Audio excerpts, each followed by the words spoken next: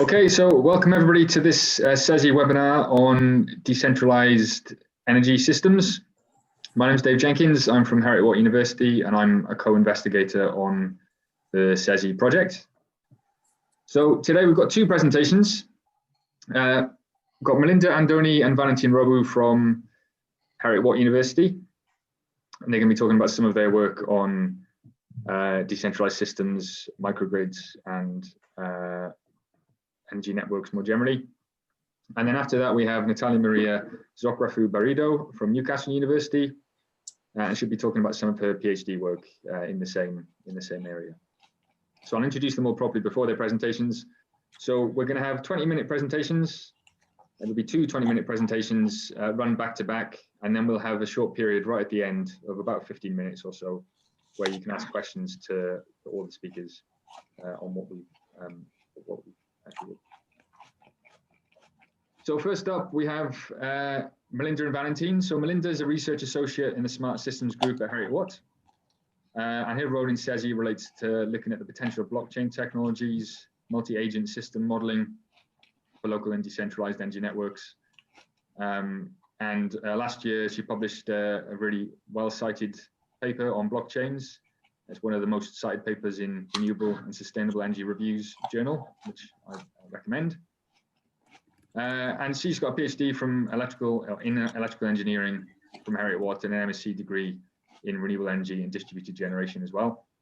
And before that, she had a 5-year degree in electrical computer engineering with a specialization in energy from the National Technical University of Athens. And then Valentin, so this is going to be a double header presentation. Valentin's a co-investigator on CESI from Heriot-Watt as well. He's also a principal investigator on a number of Innovate UK projects with a range of companies, including Upside Energy, Gaia Wind, and Denshi Power, which some people might be familiar with. And his interests include AI, game theory, machine learning, and their application to automation of real-life systems. And he's currently addressing a range of different challenges in the smart grid area, including large-scale electric vehicle charging, monitoring of storage devices for energy demand response, and managing curtailment in distributed generation settings. So we're almost bang on time to start our first presentation. So I think, Merlinda, you're going to be sharing your camera, and you and Valentin can go ahead when you're ready. I'll switch my microphone back on a minute before the end, and then also when you've completely run out of time, just to give you a reminder. So whenever you're ready. Hello. Hi, Merlinda. Should I start, Merlinda?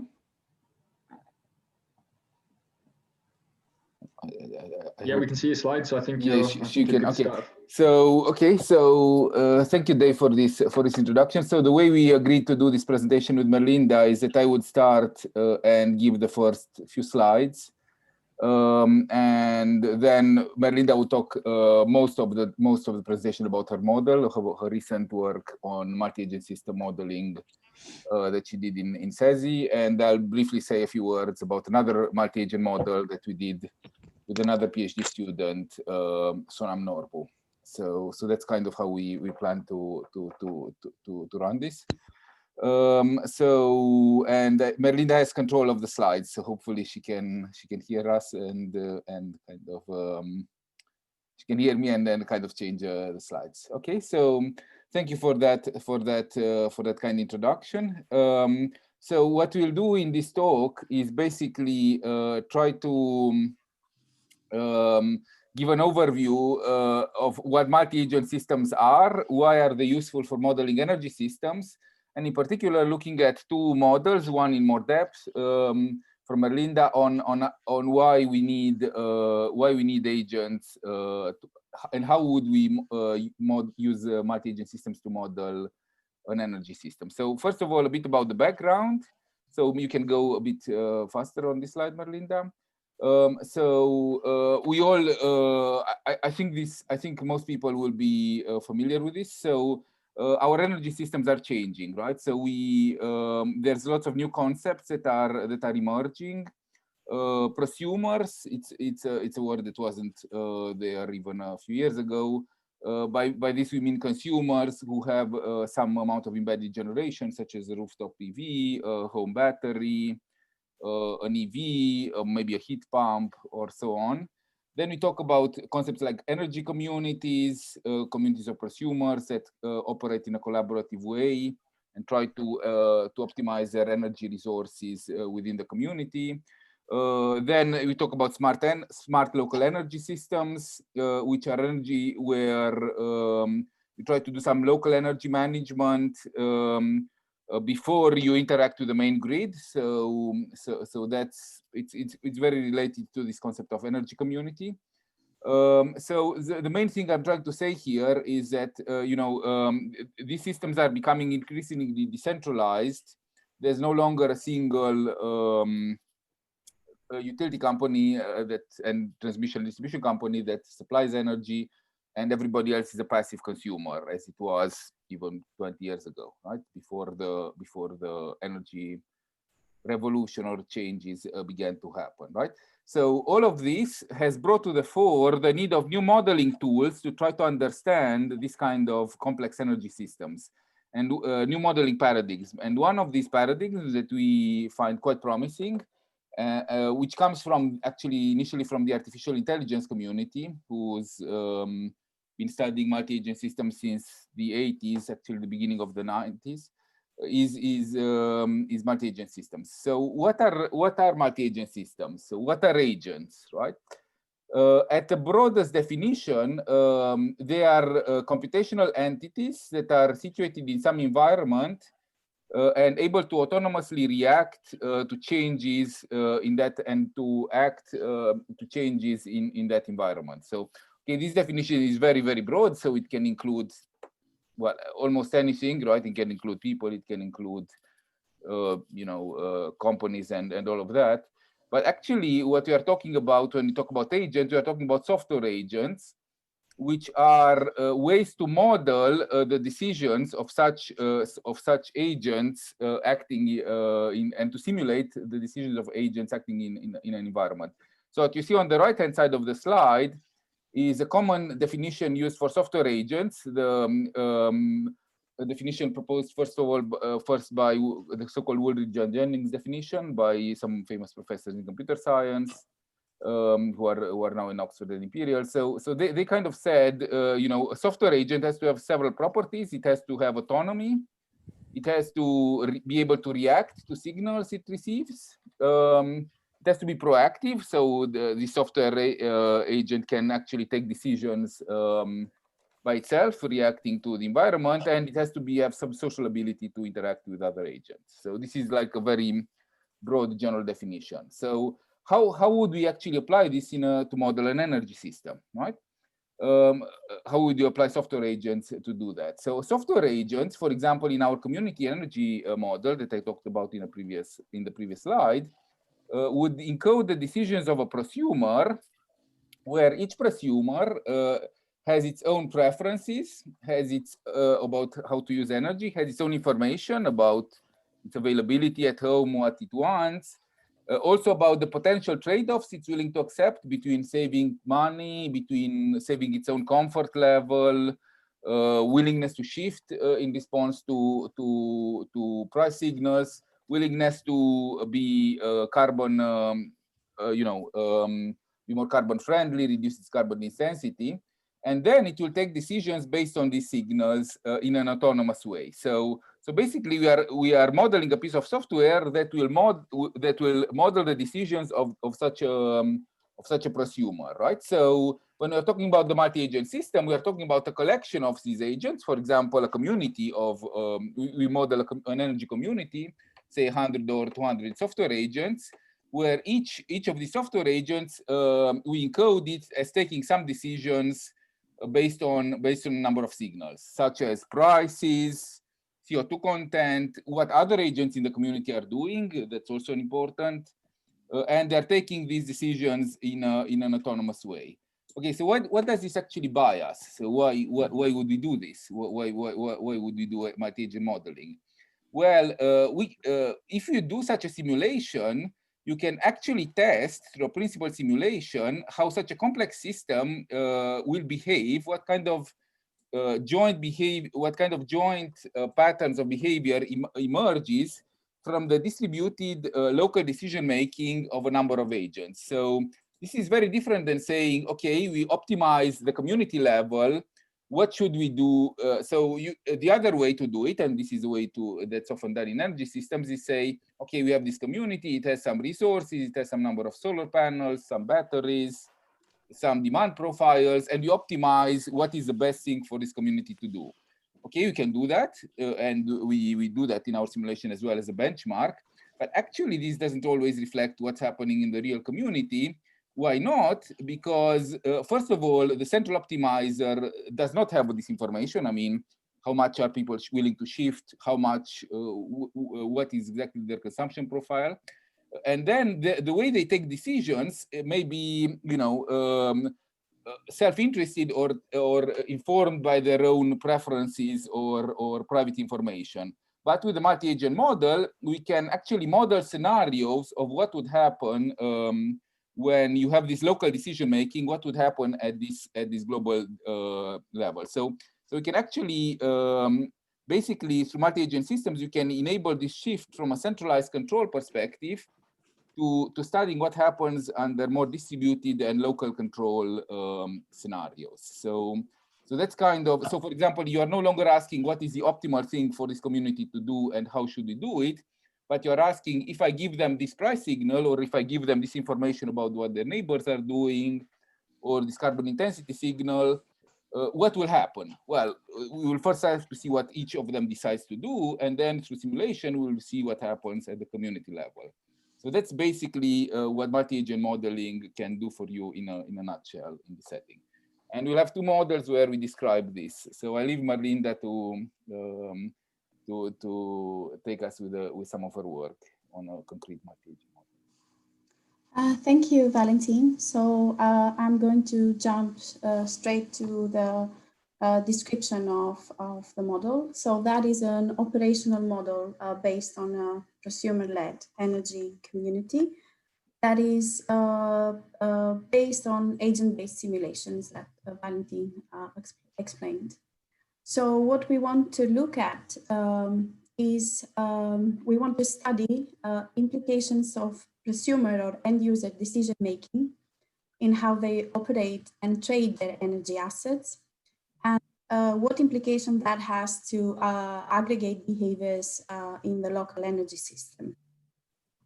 We also aim to investigate different market structures and degrees of decentralization in such markets, ranging from central management to cooperation or collaboration between autonomous prosumers or agents, and a look also to model decentralized or peer-to-peer energy trading. A key aspect of our model that Valentin also highlighted is that we explore a differentiation of prosumers with respect to their energy preferences. And we look to see what are the effects of such different behaviors to the overall system.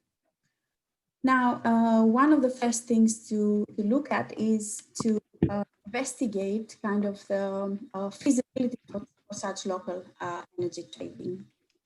If we focus here in the picture, we can see, for example, an energy community with several end users or agents that can be both prosumers and consumers. Traditionally, end users procure energy through an energy supplier. And end users pay an energy bill for the energy imported from the distribution network, while prosumers can also be rewarded for their export to the distribution network by a pricing scheme such as the feed-in tariff price.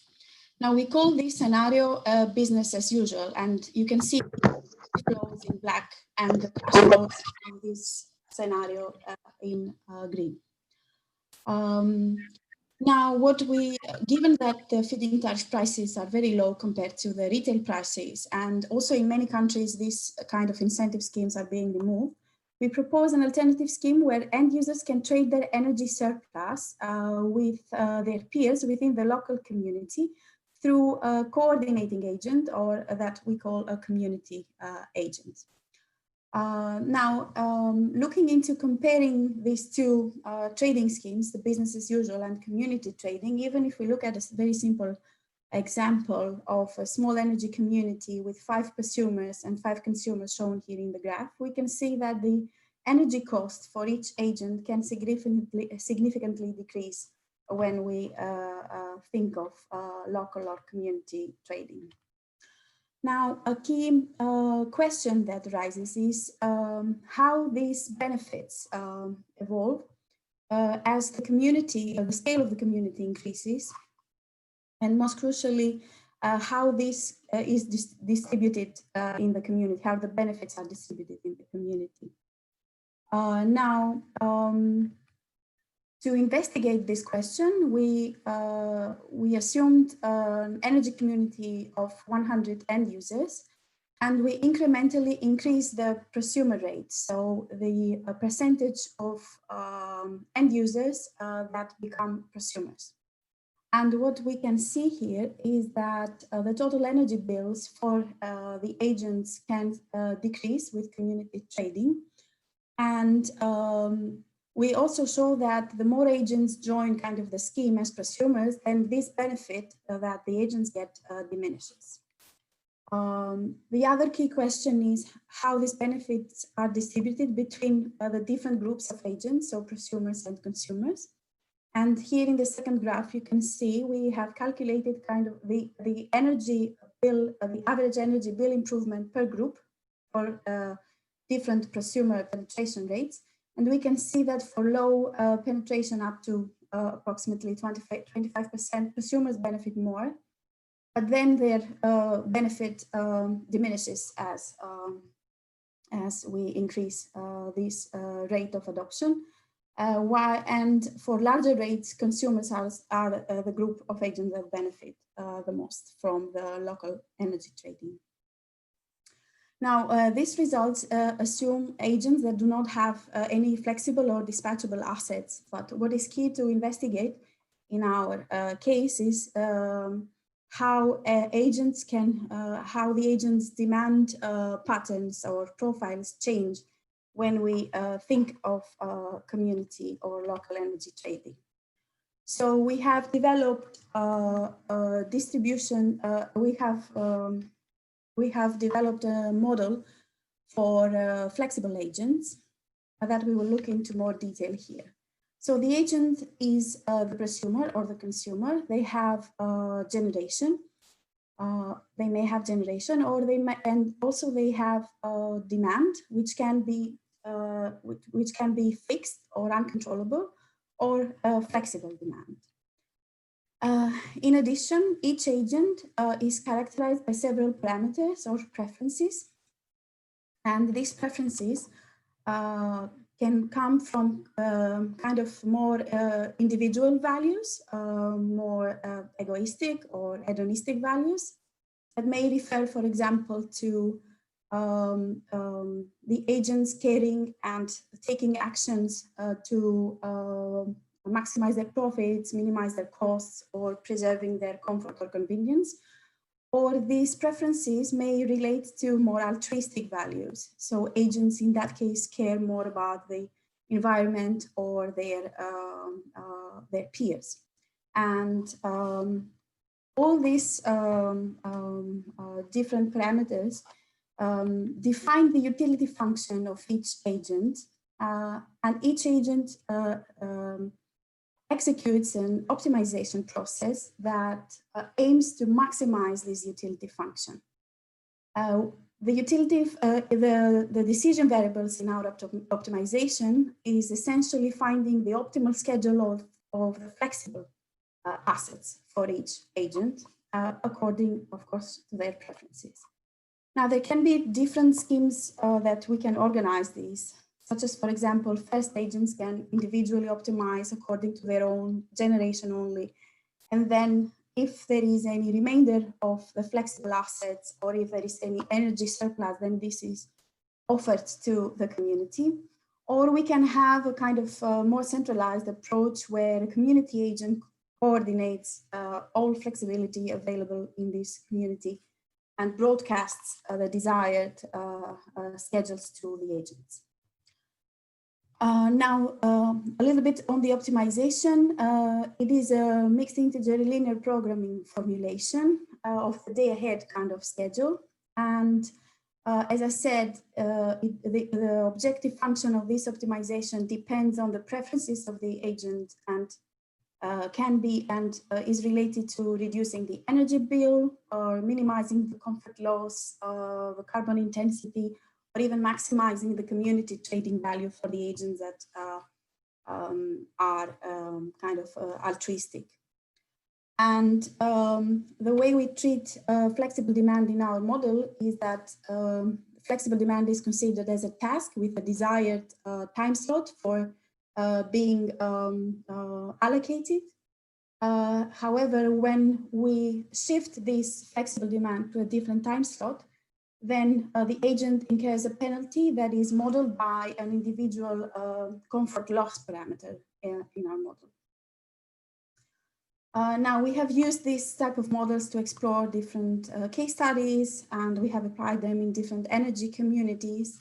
And crucially, what we want to see is to explore scenarios with where we look at how results evolve with the community scale, the different rate of adoption of prosumers, but also the effect that that different mixes of agents, according to their preferences, might have to the overall system.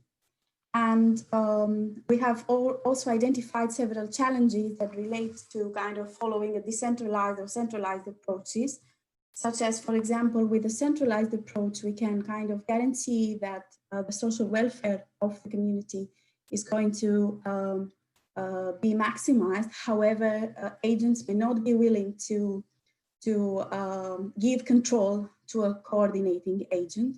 And also, they might not be willing to reveal their individual preferences. On the other hand, with decentralized, we can preserve individual autonomy, privacy, but we may not achieve social welfare. There are other challenges as well that, for the sake of time, I won't go through them, but they relate to how to capture the effects of such trading schemes into the grid or network operation, and also how to deal with real-time operation and uncertainty coming from forecasts of demand and generation at an agent level or at a community level, and so on. That's one minute left. Yeah, I'm going to give control now to Valentin to talk about the second model.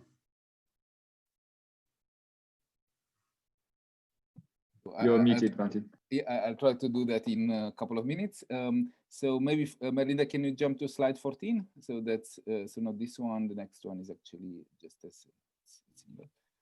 So in this, basically in this model, what did we do in this model? We started with a real problem from a community, from our big demonstration project in Orkney. So suppose you have a community of, say, 200 houses. I mean, in this case, we use data from the Thames Valley Vision trial, and we use generation data from Orkney, but you can use various data sets.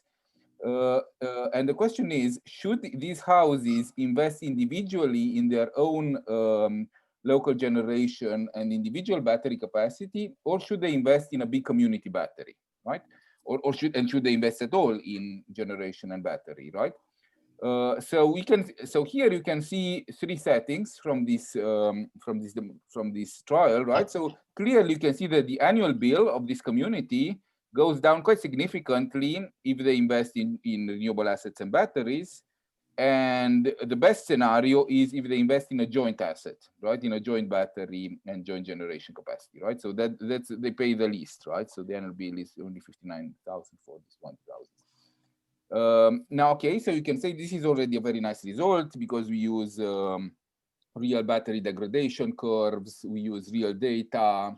It's we kind of iterated this with our industrial partners and all of that, solar energy.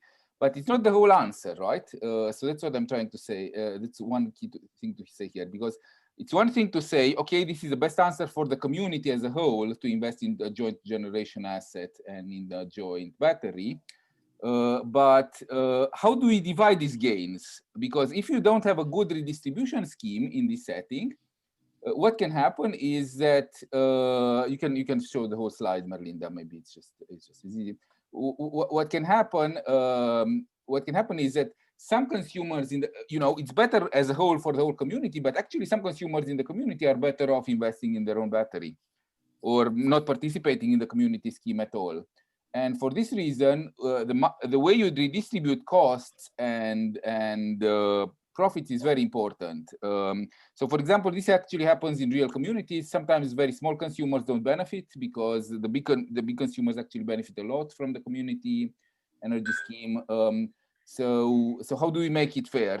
And we actually studied 4 redistribution methods. Some are actually used now by power system operators, like instantaneous, based on instantaneous demand. And we proposed a new one using tools from multi-agent systems, from coalitional game theory, more specifically, because multi-agent systems draws from this kind of disciplines, based on the so-called marginal contribution of each agent to the bill. So how much effect would it, how much would the rest of the community pay if this agent wasn't in the system? And how much do they pay now that this guy is in the system? So that's a marginal contribution. And if you make the costs, how much the benefits and the costs proportional to this marginal contribution, you get quite a nice and fair mechanism, compared to, I don't have time to obviously go into the results, it's for our presentation, but you can get quite a nice intuition of how to divide this bill in these projects in a realistic setting, which would actually allow the project to proceed and everybody in the community to buy into it, right? To say, okay, yes, this makes sense for me as well, not just for the community as a whole. Right? Are you able to, sorry, Valentin, are you able to wrap up there? Yes, 30 seconds, 1 minute, okay. So last slide, Merlinda. So this was a model of Sonam.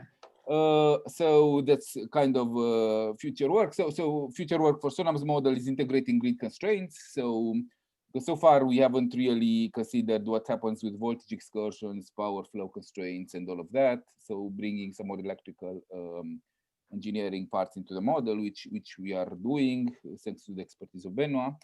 But there's also things like how do we participate in demand-side response and frequency response markets. It's another aspect. And finally, something that was mentioned at the very beginning, we have a lot of interest with Merlinda on smart contracts and blockchain. So how would you encode such redistribution rules, for example, such ways of distributing benefits in the community in a blockchain contract? So we don't need a central operator. The community just runs on the blockchain and they agree with each other through a smart contract how to divide these benefits. And they're automatically, it's a self-management, self-sustaining energy. Okay, sorry, we have to finish there. That was the last word. That was really the last word. Right. Okay. Thanks, Merlinda, Valentin. That's very interesting. Thank you. Okay. So we've got a few questions in the chat, and we'll hopefully have time to come to those just right at the end. So Natalia, if you want to share your screen while I introduce you, if that's okay. So Natalia has got an engineering diploma from the Department of Electrical and Computer Engineering in the University of Patras in Greece, which she achieved in 2016. And she's currently pursuing a PhD in the Electrical and Electronic Engineering Department in Newcastle.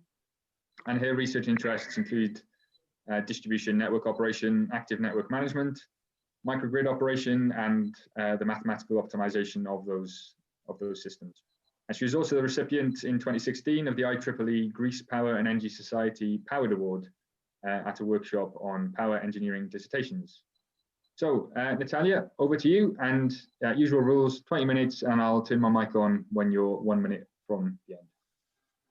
Good, thank you, and thank you very much for the introduction. I hope you can hear me well. I would like to ask David, you can see my mouse, is it visible? Yes, just about, yeah, that's fine. Okay, good, okay, thank you very much. So hi, my name is Natalia. I'm a final year PhD student at Newcastle University, and I have developed a robust mixed integer second order cone programming model for the day-ahead scheduling problem of microgrids.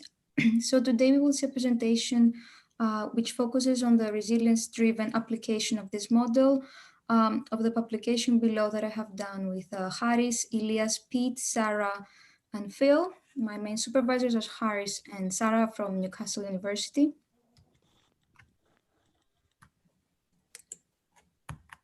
Okay, so a bit of background and motivation. Microgrids are medium or low voltage distribution networks with distributed energy resources, such as distributed generation, energy storage, renewable generation, flexible loads. Microgrids, by coordinating renewable generation, can help reduce CO2 emissions. They have two modes of operation: the grid connected mode, where the microgrid is operating connected to the rest of the distribution network, and also the islanded mode, where the microgrid operates isolated from the rest of the network.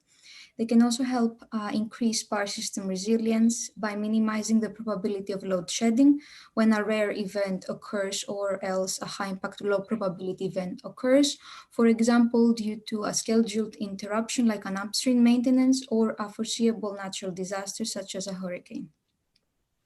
So the aim of this research is to propose the robust mixed integer second order count programming model that I will refer to as RMISOCP from now on, for the day-ahead problem, scheduling problem of microgrids that are expected to be islanded due to a high-impact, low-probability event. So in this day-ahead scheduling, we aim to coordinate distributed energy resources that are connected to the microgrid in the most economic way by taking into account network characteristics and the network topology. So I will first introduce the microgrid case study that we've worked on. So we have chosen to work on the modified IEEE 33 bus network. I'll have data extracted from the paper below about the distributed energy resources. So there are dispatchable generators connected to buses 8, 13, 16, and 25. To introduce the network, we have two energy storage systems, one on bus 19 and then one on bus 26. There is an EV parking lot at bus 25, so right there. And then also renewable generation, so PVs in bus 7, 13, 16 here, and then buses 24 and 25.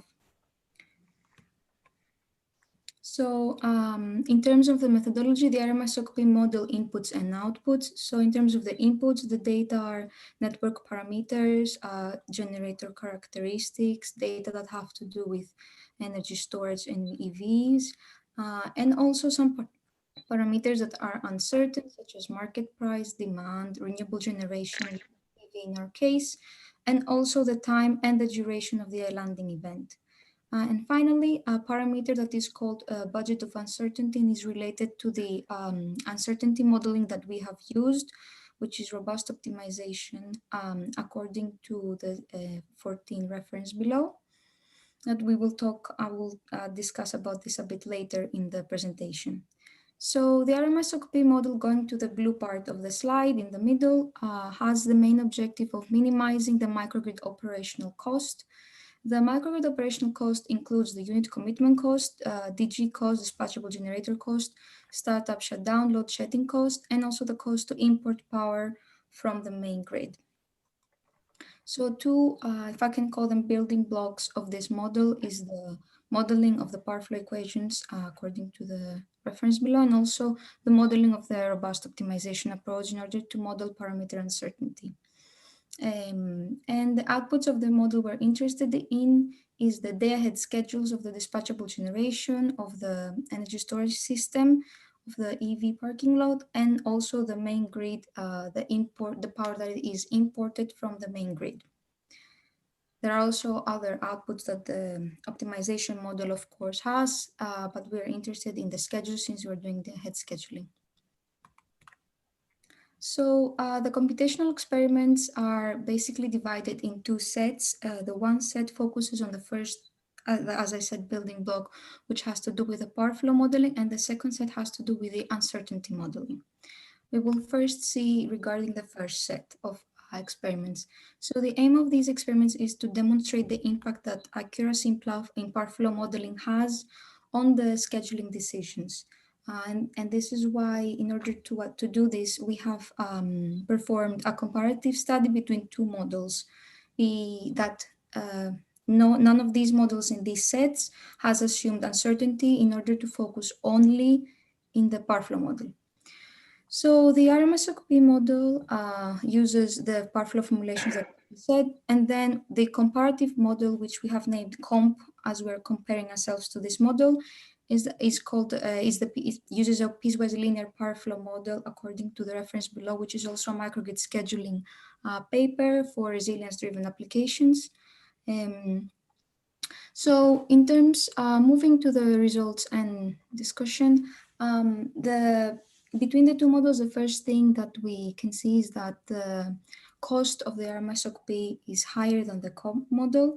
And looking at our results, we realized that the COMP model doesn't take into account network losses.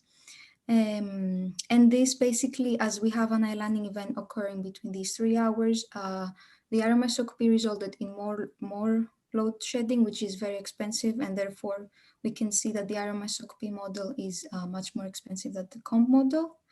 And then moving to the scheduling results, we also saw some interesting parts there. So if we look at the main grid schedule, and we see where the main grid is with respect to the rest of the microgrid in the figure below, in the figure that you can see, the two blue lines is the schedules of the RMSOP and the COMP model, and then we have the red lines, which is the cost. So the continuous red line is the market price that we extracted from Elexon, and then we have the DG price, which is here extracted from paper 5 below. And assuming that an aligning event occurs between 5 and 8 p.m. So the first thing that we can see here is that the COMP model, while the market price is cheaper and the DG cost is more expensive, and the RMSOP model as well, both choose to calculate that they import more power from the main grid than the rest of the day. However, a difference that we can see visibly is that the RMSOP model schedules to calculate and calculates less import power from the main grid. And I'll go now to the next slide, where we can see now at the same time that if we can see here the main grid schedule, at the same time that the RMSOP model draws less from the main grid, it also draws more, which is this blue line here, from the first DG at bus 8, and also a bit more in the DG at bus 15 during the same period of time. However, the COMP model, we can see here, it clearly chooses to dispatch the main grid and the DGs according to the costs that they have. But the RMSOP model also is more sensitive, apart from their costs. It's also very sensitive to their location in the network. And we've attributed this to the fact that the RMSOP model does account for network losses, but the other one doesn't. And also just to mention, the DGs at buses 13 and 16 have roughly the same schedules between the two models. So the conclusion in terms of the first set of experiments is that in terms of operational cost, the RMSOP was around 12% more expensive than the COMP model, since accounting for network losses results in increased generation and increased load shedding. And in terms of the day-ahead schedule, the COMP model schedules are mainly driven by the cost of operation. However, the RMSOP schedule calculations are also driven by cost of operation and the electrical location of the generation units. So now, as I said before, we will focus on the second block, which is the uncertainty modeling. So in terms of the uncertainty modeling, we will first, I'm going again a bit back. So I will first mention a bit about the budget of uncertainty and how we have, we are proposing to calculate this for this specific application, which is the algorithm that we have used. And then the results in terms of the second set of computational experiments.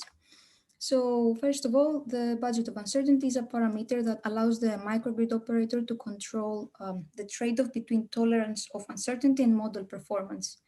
In our study, we have chosen performance criteria to be operational cost, and we evaluate this according to the probability of underperforming, and also load shedding, which we evaluate according to the probability of load shedding.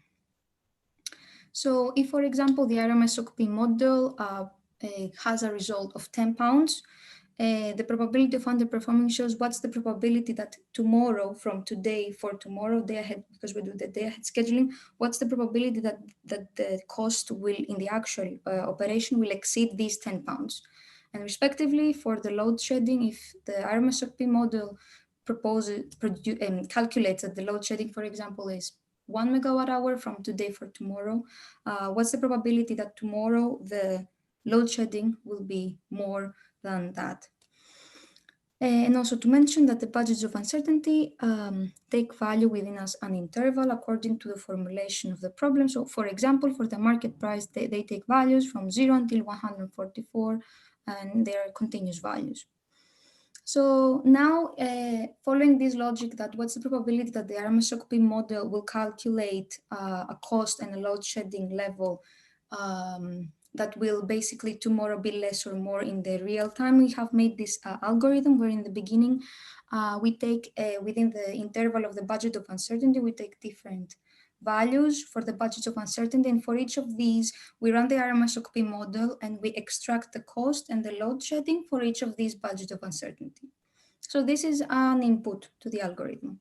And we run a Monte Carlo simulation where in our case study it was 10,000 simulations. And let's say that the uncertain parameter we will see in this example is demand. So for a random, so what we do in the beginning is that we take a random demand value between the actual values that it takes.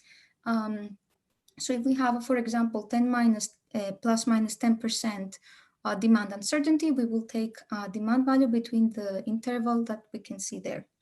And then this random demand value, along as well as the RMSOP schedules, they are put as inputs in the math power ramp power flow, which basically represents the actual operation of the network.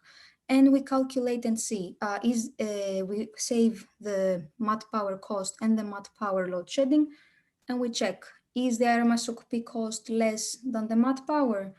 If yes, it means that it failed to calculate the cost because for this demand, it's more expensive. So we update the counter, and respectively, we update the counter for load shedding.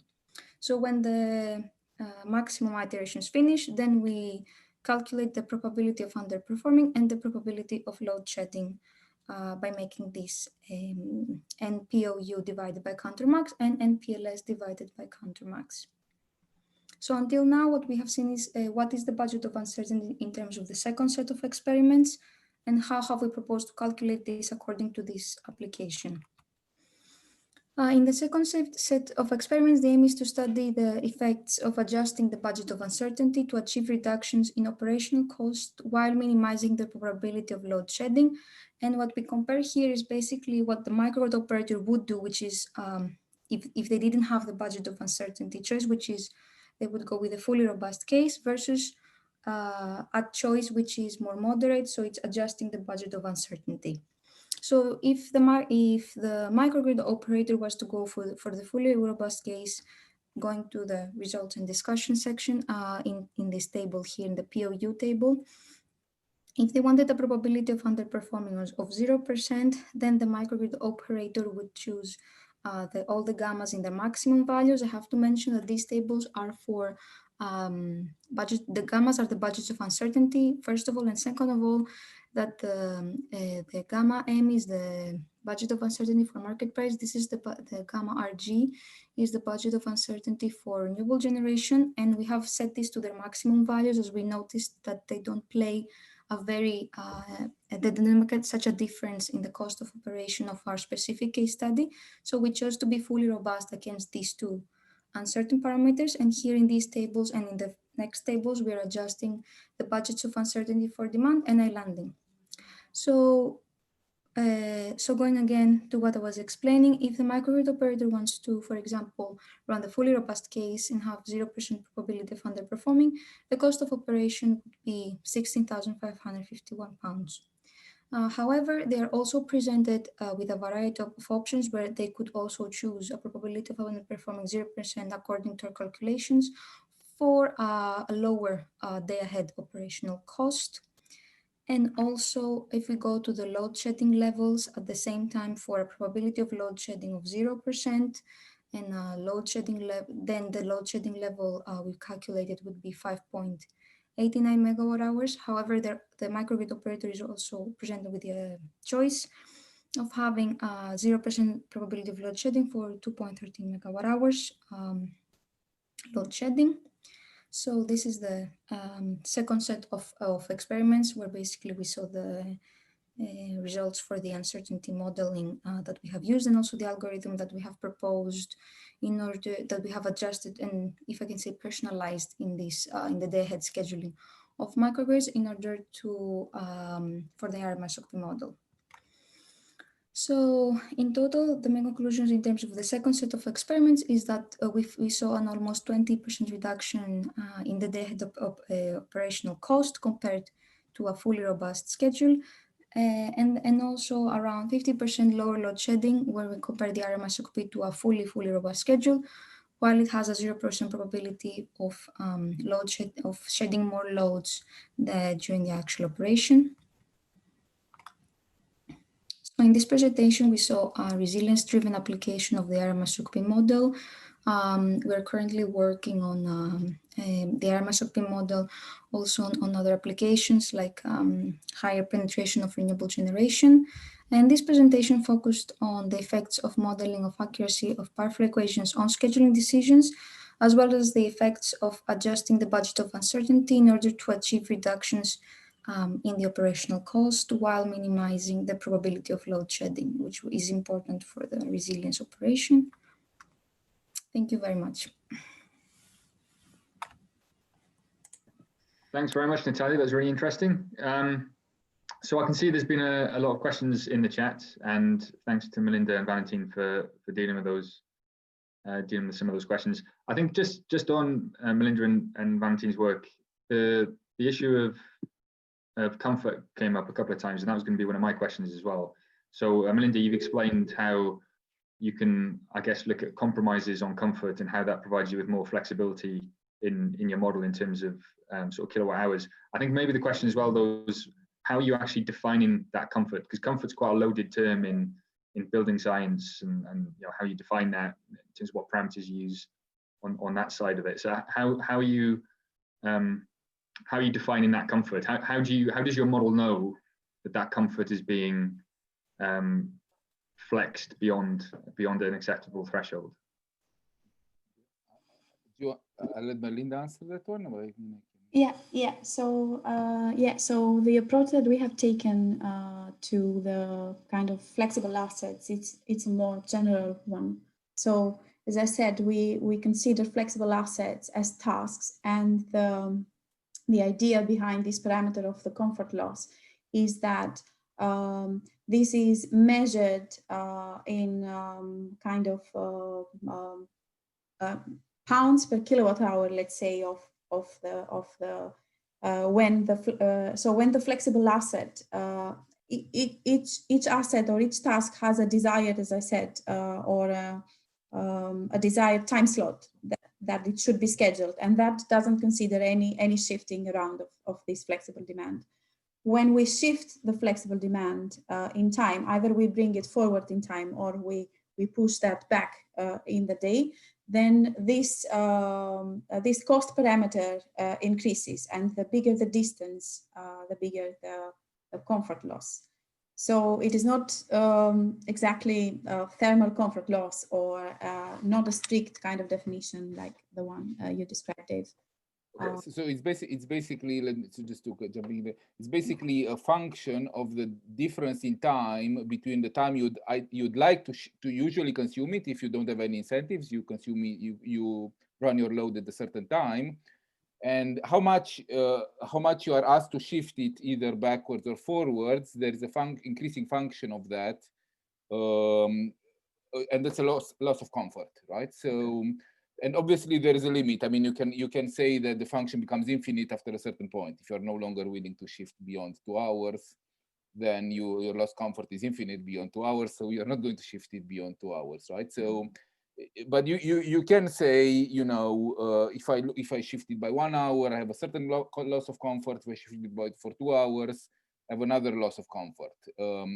And okay, this function can be linear, but it can also be non-linear, right? You can also say, you know, shifting it for half an hour is fine. Shifting it for 1 hour gets really a lot more expensive per unit.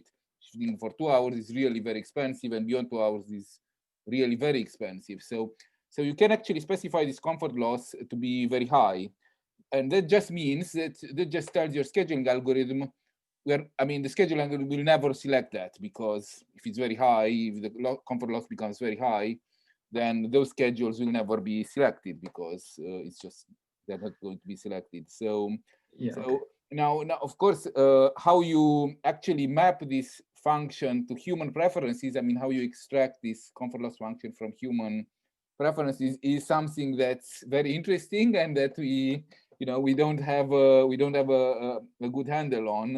I mean, we don't have a clear answer on. There are some papers, but that kind of look at this. But this way of modeling it as, you know, a difference in time between the time you'd like to run your load and the time you're actually running your load, the function of that's a basic parameter for the loss. Yeah, I mean, I can see questions coming in from Harry and Simone on this as well about. I think, yeah, some of us are very familiar with this term comfort in a quite different setting. So, is it more about risk than physical comfort? Is there maybe a way of describing it differently rather than loss of comfort? Because I think actually what you could, kind of what you're implying there, you could, I guess, you've got the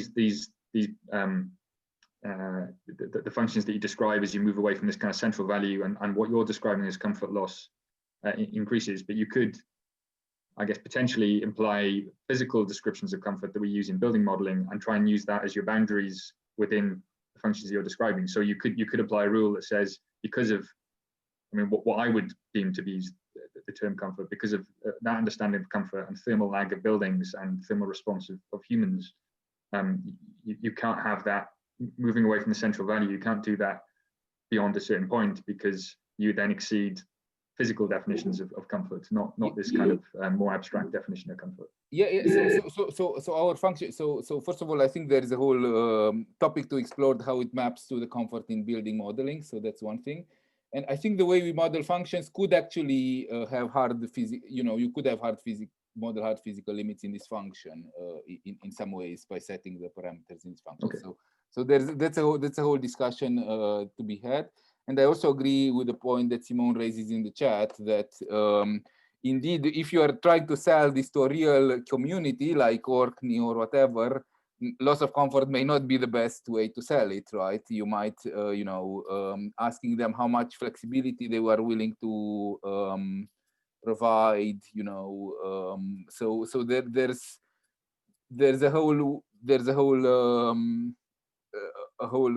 thing there that we just approach it from the point of view of our own research, right? It's not, but indeed, if you are actually interacting with real human consumers, then definitely this is not. Yeah, okay. I think kind of distance from consumer preference. I now understand what if it was described in that way, it would I would understand what it means. So a question as well from me for Natalia. How, looking at that kind of detailed theoretical mapping of what you just presented, do you yourself have plans to apply this to a demonstrator? Are you aware of other work where this is actually being applied in practice, or are you aware of any kind of barriers to actually getting this stuff that works in theory across to kind of a real demonstration project? How might that work?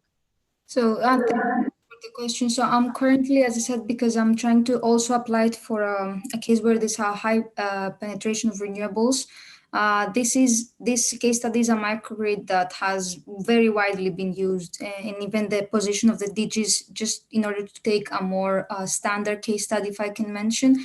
Now what we're doing is trying to modeling the Finhorn network so that I can also apply it there. So this is also now ongoing progress. It's very recent, I would say, where I would like to explore also what happens with this robust formulation. For example, if you have a high penetration of renewables, I think it's interesting. And we've also discussed this with my supervisor. So yes, if you have the data, yes, you can, of course, do it, because I've already started doing it on Finhorn. Okay. no, it'd be interesting to see that with Finton.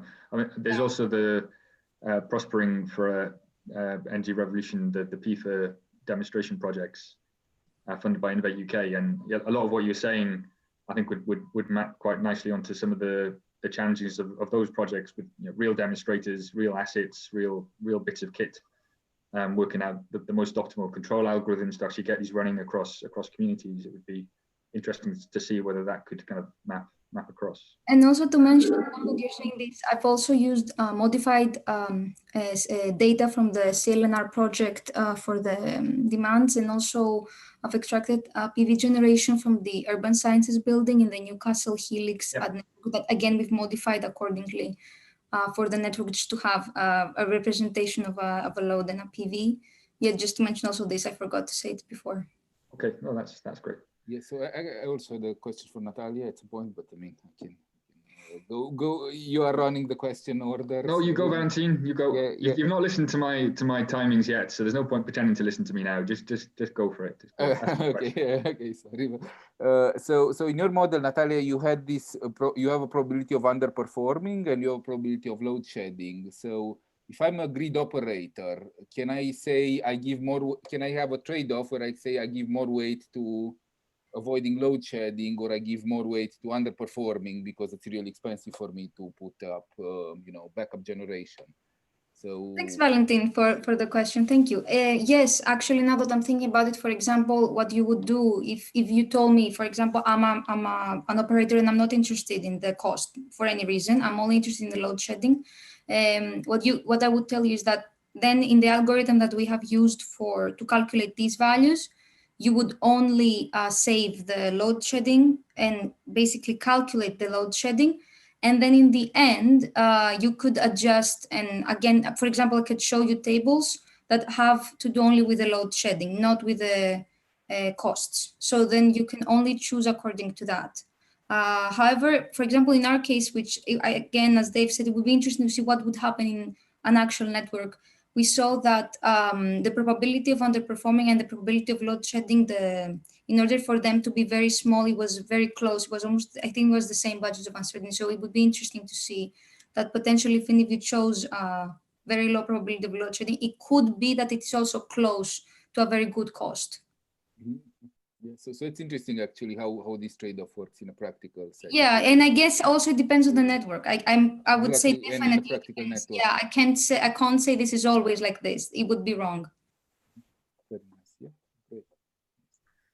Okay, we've maybe got time for one more short question. If anybody's got anything that's not been dealt with in the chat, either type it in now or switch your microphone on.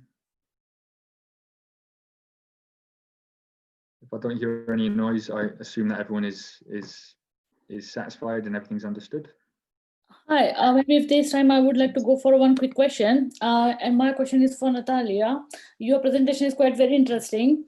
And it's a little bit a general kind of questions on your Monte Carlo based simulation thing. So I understand that you're using 2 parameter space here and 10,000 simulations. So I was just wondering if there's any kind of the sampling thing that you have applied in your Monte Carlo simulation algorithm, because as I understand that there is some effect of the different sampling schemes as well when you run this sensitivity analysis. Thank you very much. Yes, we have assumed a uniform distribution. So in order to take the random demand, for example, as I said, but also for market price, we've done the same, and for renewable generation, we've done the same. So it's a uniform distribution, but it's something that you can very easily change. This algorithm that you are mentioning, the Monte Carlo, is run on MATLAB, and the main optimization in GAMS. So in MATLAB, where we have the uniform distribution, you can easily change this function with a different one, any distribution you like, and then run the same results. And do you thinking of any scope for using more parameters in your simulation? Actually, I would say and recommend don't use as many. It is too much. Because we realized in the end it was too complicated, to be honest. I would recommend not so many uncertain parameters. It was too much. Yeah, but that's an interesting thing. Yes, functions are all very interesting, and the parameters that you have used to set up. And I can see that the two functions that you defined for this work, one of them is a little bit complex, and when you compare their performance, basically, it would be interesting to see how much is what I would say, like error contribution from a complex model compared to a simple model at some stage. But yeah, it's interesting. Thank you very much. Thanks. Okay, well, that's us. That's time. So many thanks to Natalia, Valentin, and Merlinda. Really, really interesting presentations. Lots of good comments coming in.